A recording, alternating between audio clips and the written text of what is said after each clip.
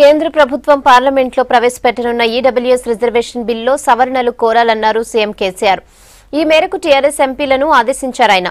గతంలో కేంద్రానికి పంపిన ముస్లిం ఎస్టీ రిజర్వేషన్లను పెంచే అంశాలను చేర్చాలని కోరాలన్నారు.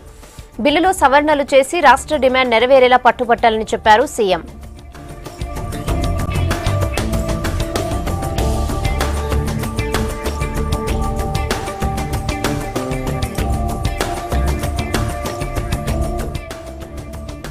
ఇక దీనిపై మరిన్ని డీటెయిల్స్ శ్రీనివాస్ అందిస్తారు. శ్రీనివాస్, చెప్పండి, పార్టీ ఎంపీలకు సీఎం ఎలాంటి ఆదేశాలు ఇచ్చారు? అప్డేట్స్ ఏంటి?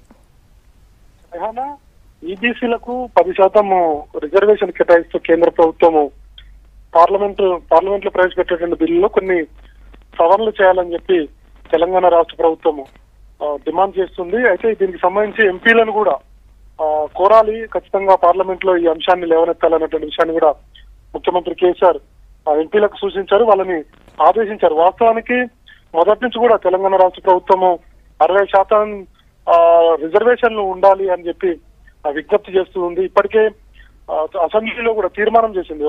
ముస్లింలకు అదేవిధంగా వెనుకబడినటువంటి వాళ్ళందరూ కూడా 12% రిజర్వేషన్లను అమలు చేయాలి, అదేవిధంగా ఎస్టీలకు 10% రిజర్వేషన్లను అమలు చేయాలని చెప్పి అసెంబ్లీలో తీర్మానం చేసి కేంద్ర ప్రభుత్వానికి పంపించింది. కాబట్టి ఈ రెండు అంశాలను, అంటే ఒకటి ముస్లింల రిజర్వేషన్లకు సంబంధించినటువంటి అంశాన్ని, మరోవైపు ఎస్టీలకు 10% రిజర్వేషన్లకు సంబంధించినటువంటి అంశాన్ని, ఈ రెండు అంశాలను కూడా కేంద్ర ప్రభుత్వం పరిగణలోకి తీసుకోవాలి. ఎందుకంటే తెలంగాణ రాష్ట్రంలో వీళ్ళంతా ఎక్కువగా ఉన్నారు.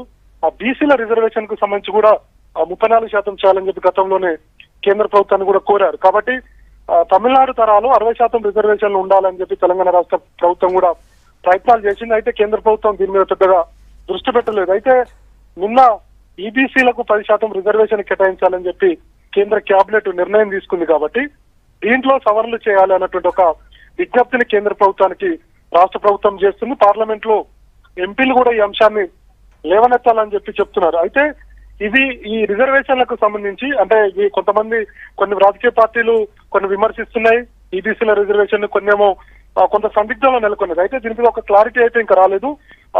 కేంద్ర ప్రభుత్వం తీసుకున్నటువంటి నిర్ణయం మీద టీఆర్ఎస్ పార్టీ ఏ విధంగా స్పందిస్తుందో చూడాలి. మొత్తానికైతే కేంద్ర ప్రభుత్వము పెట్టబోయేటువంటి ఈబీసీలకు 10% రిజర్వేషన్ కేటాయింపులో మాత్రం ఈ రెండు అంశాలు, ముస్లింలకు 12% రిజర్వేషన్ అంశం, ఎస్టీలకు 10% రిజర్వేషన్లకు సంబంధించినటువంటి అంశాన్ని, ఈ రెండింటిని పరిగణలోకి తీసుకోవాలి.